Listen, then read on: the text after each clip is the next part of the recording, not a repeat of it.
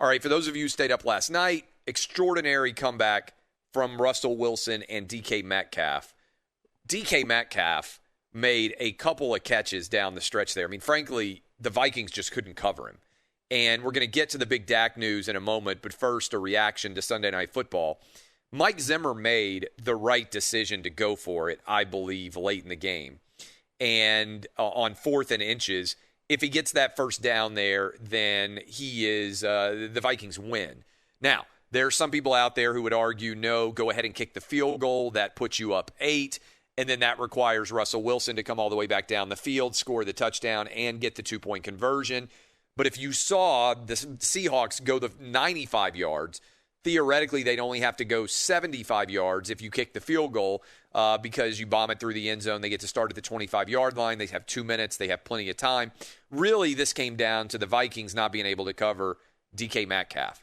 And ultimately, this is, I believe, a major issue for NFL teams in general. First of all, we all thought that the Seahawks had no defense, and then they go out and they stop the Vikings on 4th and 1. By the way, pretty much in the Vikings season. Let's be honest. Vikings are now 1-4. They're in the incredibly competitive NFC North, where you've got the Packers, who are undefeated, where you've got the Bears, who are already sitting at 4-1. They're in good shape. The Viking season is over, right? I mean, that's the tough thing if you're waking up this morning and you are in Minnesota. The Vikings are sitting at 1-4. They're done. And if they had won this game, you're at 2-3. You start thinking, hey, we've won 2 road games in a row after starting 0-3. Maybe we can fight our way back. 1-4, you're done. You basically have to go, whatever the math is, at 1-4. You got to go 9-1. Is that right, for the final games to get to 10-6? And I think it's probably going to take 10-6 because you're losing one spot, unfortunately, to the NFC East, which is not going to be a very good team. And you look in your own division and know that you've got the Bears and the Packers, who are both really good and are going to be almost impossible to catch in terms of division. So Packers season is over. Seahawks are right up there. Sorry, the Viking season is over. Seahawks are right up there with the Packers as the 2 best teams in the NFC. And if their defense can continue to get better, then that offense is really, really hard to stop. I mean, they were held scoreless in the first half and went out and took over in the second half. And if they had played offense like they did, they scored 21 points, boom, boom, boom, really quick in the third quarter. So the big story there, I think, is just Russell Wilson and DK Metcalf winning that game more than it is the Vikings losing it, because the Vikings put themselves in a position there by consistently running the football to potentially win it on 4th and inches. Now, one thing I would say, if you're Mike Zimmer and you've had success throwing the football throughout the game and nobody could seem to cover Adam Thielen on those short little goal line routes, does it make sense to give Kirk Cousins an opportunity to throw into the end zone and really end the game? That's the one thing I would wonder as they were moving the football on that final drive.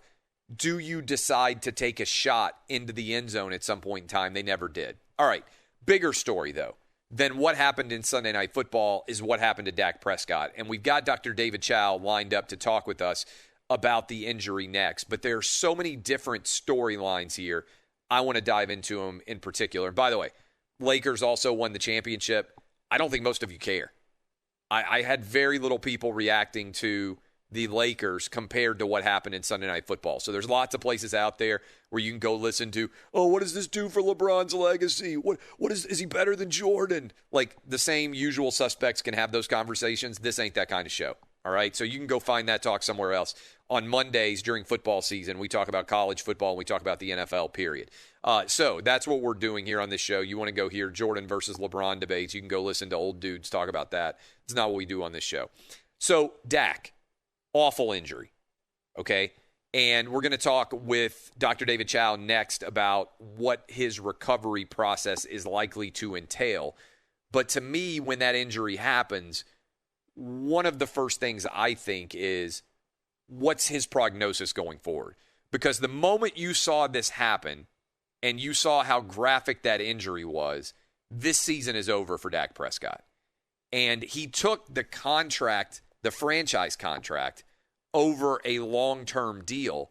And so what is the recovery process going forward for Dak Prescott? Because remember, he played on this season, he played a 1-year, $31.4 million franchise tag agreement.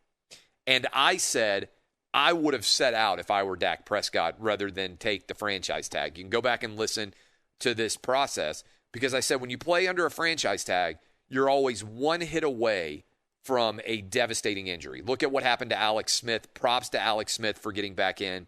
But Dak turned down a 5-year deal worth $34.5 million per season, more than $100 million guaranteed, to instead play under the franchise tag, with the idea being that he was going to have a lights-out season this year.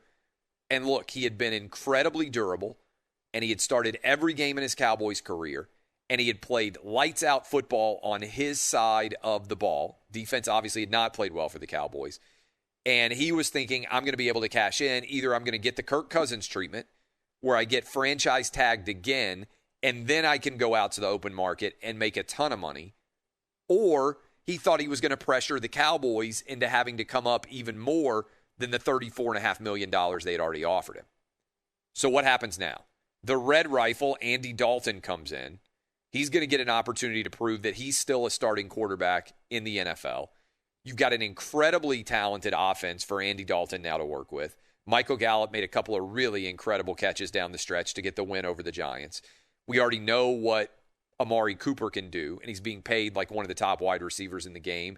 And then CeeDee Lamb also looks like an incredible asset. You make a strong argument that the Dallas Cowboys right now have the 3 best wide receivers in the NFL. Now, they got issues on the offensive line, and Ezekiel Elliott's probably overpaid, let's be honest, at running back. But it's not like Andy Dalton is stepping into a situation with no weapons at all. Plus, fortunately for the Cowboys, they got the win against the Giants. Last-second field goal. Looked like, by the way, that field goal was not going to slide inside the upright. And as if that were not enough, on top of it, you've also got the worst NFC East division ever. So if you can just get to 8-8, if in the final few games of the season you are in a position to get to 8-8, you're probably going to win this division outright. Because I'm not sold on the Eagles. We know that we had an issue with Kyle Allen, but basically there's lots of quarterback uncertainty with the Washington football team. And the Giants are now 0-5. Effectively, their season is over as well, even in a conference, in a division as bad as the NFC East. But to me, the Dak question is, what is going to happen going forward with him now, and what are the Cowboys going to do? Because I don't think there's an easy solution here. Because a lot of people are going to be sympathetic for Dak Prescott, and this is why I always say I don't begrudge any athlete holding out. And it's why I said I would have held out. Ezekiel Elliott held out and set the precedent for the Cowboys to me. When Zeke didn't play, they renegotiated his contract, even though he had 2 years left on it.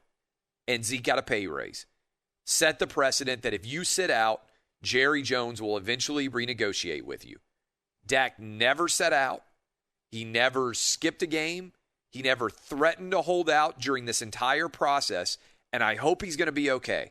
And I hope the surgery goes well, because he has been a fun player to watch since I started watching him play at Mississippi State back when he was a young guy. And he's been electric for the Cowboys. Fun storyline to follow ever since he came in for Tony Romo. But man, I hope that surgery goes well and he comes back 100% healthy and things don't go awry like we saw with Alex Smith. And that's the reason why you can never blame any athlete for holding out, because you never know when that serious injury is going to happen and your career is suddenly going to flash before your eyes. No matter who you are, no matter how healthy you think you are, every athlete is a play away from never making another dollar based on their talents. And that's why I wouldn't have wanted to play under the franchise tag.